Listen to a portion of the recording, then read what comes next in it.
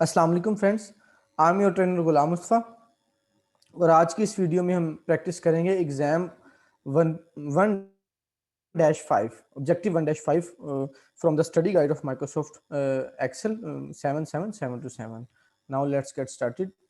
Late me share my screen.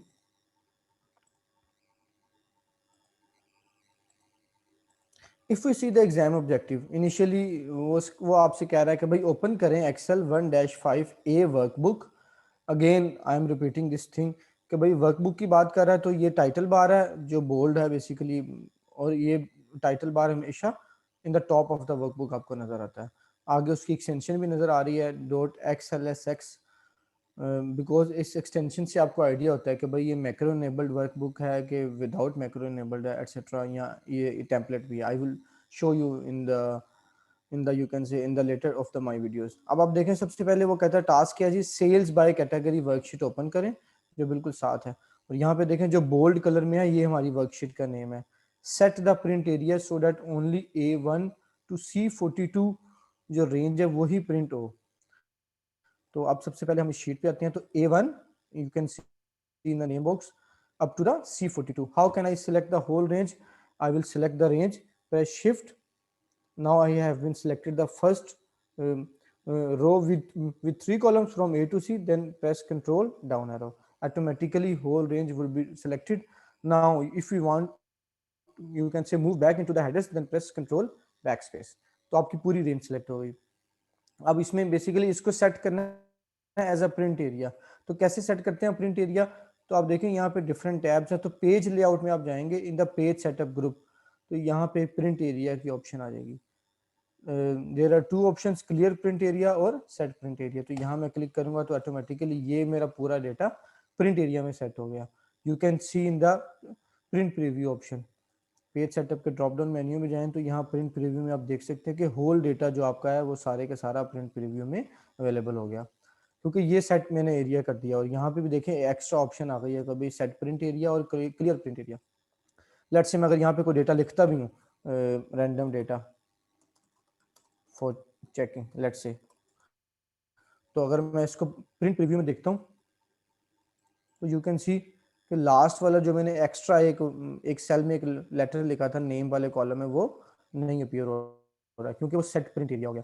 तो इसी तरह हो सकता है एग्जाम्स में आपसे कहे कि भाई A1 से C42 तक डेटा इसका क्लियर कर दें प्रिंट एरिया. तो आपने अगेन प्रिंट एरिया ऑप्शन में जाएंगे, you will clear the print area. Now you can see in the print preview कि वो जो एक्स्ट्रा मैंने ऐड किया था रैंडम डेटा चेकिंग एटसेट्रा, तो वो भी अपीयर होना शुरू हो गया. ये तो आपका पहला टास्क था. Let me do it again. Select your whole data, set print area, check it from the print preview option. You can check it that your first task has been completed. Now let's move into the second task. उसमें क्या कहता है कि भाई configure करें page setup options को कि print हो वर्कशीट्स की ग्रिड लाइंस. मींस कि जो वर्कशीट में जो ग्रिड लाइंस है, जैसे यहाँ पे ग्रिड लाइंस होती हैं, ये इन मींस के डेटा जब प्रिंट प्रीव्यू हो तो उसमें यह है कि प्रिंट के डेटा के साथ साथ ग्रिड लाइंस भी प्रिंट होनी चाहिए. यहाँ से हम देख सकते हैं प्रिंट प्रीव्यू में कि अभी जो डेटा सेलेक्ट किया हमने, जो बेसिकली एक सेट हुआ है प्रिंट एरिया, उसमें डेटा तो सिलेक्ट हो गया बट ग्रिड लाइंस नहीं प्रिंट हो रही. तो कैसे प्रिंट करते हैं? There are two ways to set the grid lines in the print area. One is के पेज लेआउट में आप जाएं in the sheet options group, तो यहाँ से प्रिंट को ओके कर दें. Now you can see in the print preview option, अब आपको ग्रिड लाइंस भी मिल रही हैं. What is the second way? Go into the page setup options in the drop down menu. You can see in the sheet option grid lines जो already selected है क्योंकि मैंने यहाँ से सिलेक्ट कर दिया था. अगर मैं इसको अनसेलेक्ट करूंगा तो यू कैन सी कि भाई वो अनसेलेक्ट हो गई यहाँ से भी. तो लाइक वाइज आप यहाँ से ग्रिड लाइंस उसमें अपने प्रिंट एरिया में सेट कर सकते हैं.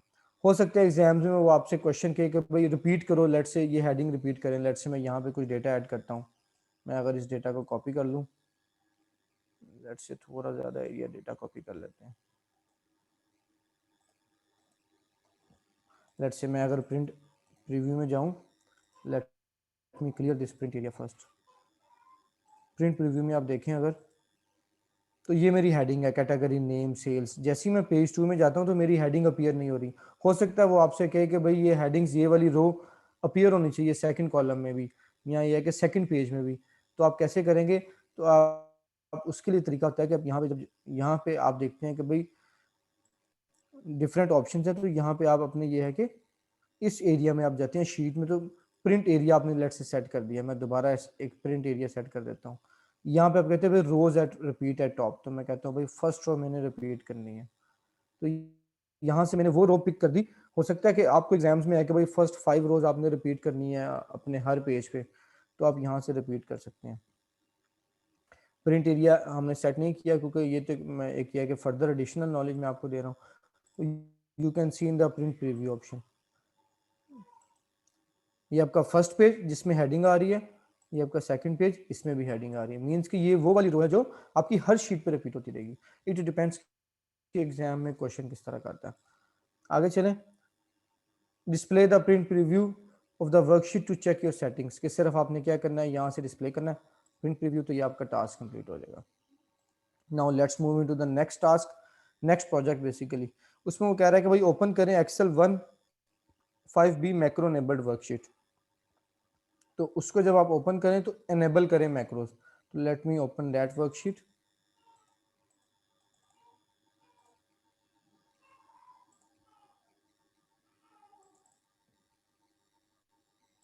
Late me share that screen.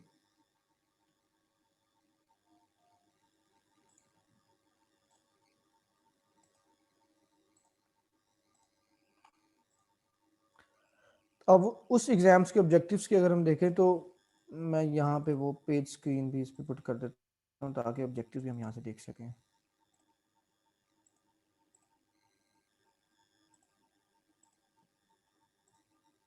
हम अपनी शीट पे हैं, तो ये हम बात कर रहे थे कि भाई लेट मी जूम इट, कि भाई ओपन करें मैक्रो इनेबल वर्कबुक। तो सबसे पहले इनेबल मैक्रोज होता यह है कि जब आपने ये फाइल ओपन की तो एग्जाम्स में यहाँ पे एक येलो कलर की पट्टी आएगी, समटाइम्स में लिखा होता है enable editing, enable macros etcetera. तो ये फाइल जैसे ही आपने ओपन की तो वो पट्टी आएगी, उसमें आप क्लिक कर देंगे एनेबल मैक्रोज, तो वो शीट एनेबल हो जाएगी। अब ये कैसे पता चल रहा है कि ये एनेबल मैक्रोज वर्कबुक है? तो अब यहाँ पे देखें उसकी एक्सटेंशन में फर्क है। इससे पहले वाली जो मैंने आपको वर्कबुक दिखाई थी उसकी एक्सटेंशन में आ रहा था डॉट XLSX, अब इसमें M आ रहा है, इट मींस कि ये मैक्रो एनेबल्ड वर्कबुक है। नेक्स्ट टास्क में कहता है कि भाई save a copy of the workbook, workbook की एक कॉपी सेव करें। मींस कि अगर मैं सिर्फ सेव करूंगा तो ये एग्जिस्टिंग फाइल में सेव होगा। अब वो कह रहा है कि सेव अ कॉपी, मींस कि इसकी वर्डिंग पे फोकस करें आप, कि भाई वर्कबुक की कॉपी सेव करें with the file name MOS compatible in the file format. क्या क्या फॉर्मेट होना चाहिए? जो व्यू कर सके आपका कोलीग डाटा यूजिंग 2003, मींस को उसको ओल्डर वर्जन में आपने सेव करना है।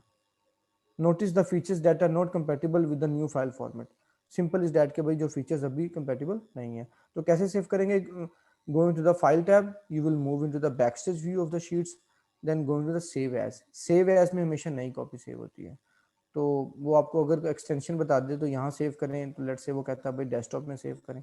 तो जैसे ही मैं फाइल सेव करूंगा I will save the same name जो मुझे मेंशन किया गया, MOS compatible। तो आप वहां से सेव, वहां से कॉपी भी कर सकते हैं इसको। वो कह रहा है कि भाई ओल्डर वर्जन में इसको सेव करें, that is template 2003, this is workbook dot XLS now, means my file has been saved. जैसे ही मैंने फाइल सेव की तो मेरे पास एक विंडो ओपन हो जाएगी। वो कहेगा कि भाई हो सकता है कि भाई आपकी कुछ significant loss of functionality, means कि जो फंक्शंस 2016 या 2019 में है, you can not open that functions in the 2003। और एक्सेल इतना स्मार्ट है इस मामले में, वो आपको बता देगा कि भाई आप सेल्स रिव्यू शीट में ये काम नहीं कर सकते, इस टेबल में ये वाला फीचर है तो आपको वहां नहीं मिलेगा, और यहाँ पे लॉस हो जाएगा फिडेलिटी का, मींस के कुछ फंक्शंस और लॉस हो जाएंगे, स्टाइल्स में प्रॉब्लम आएगी आपको। तो आप कह रहे हैं continue please save it in the older version. Now this file has been saved in the 2003 format. Now let's move into the next task. उसमें क्या कहता है?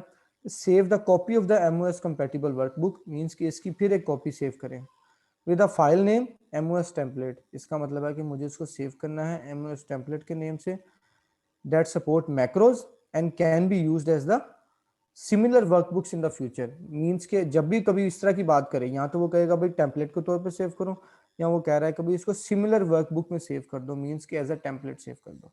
तो मुझे इसमें इसको सेव करना है MOS टेम्पलेट के नेम से, macro enabled with template.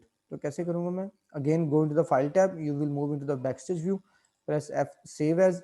Save as से क्या होता है, आपकी एग्जिस्टिंग फाइल भी रहती है और एक नई फाइल ओपन हो जाती है जिसमें सेव कर लेते हैं आप। Then going to the save as type, तो यहाँ पे डिफरेंट ऑप्शन आ रहे हैं।